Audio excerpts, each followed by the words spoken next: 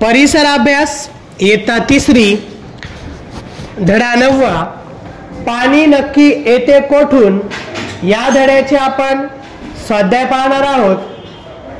प्रश्न पहिला अ, थोडक्यात उत्तरे द्या। 1.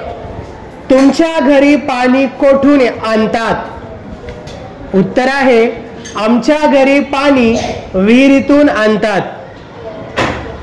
आता तुमच्या घरी पाणी कोणत्या ठिकाणून आणतात ते तुम्ही येथे लिहू शकता।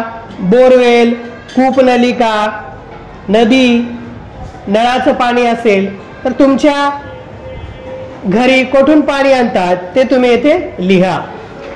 2. नदी, विहिरी, झरे, तलाव यांना पाणी कशापासून मिळते? उत्तर आहे नदी, विहिरी, झरे, तलाव यांना पाणी पावसापासून मिळते। 3.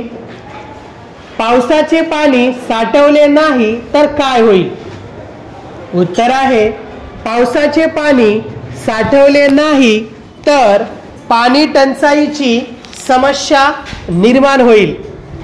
तर अशा पद्धतीने या धड्याचे स्वाध्याय येथे संपलेले आहेत।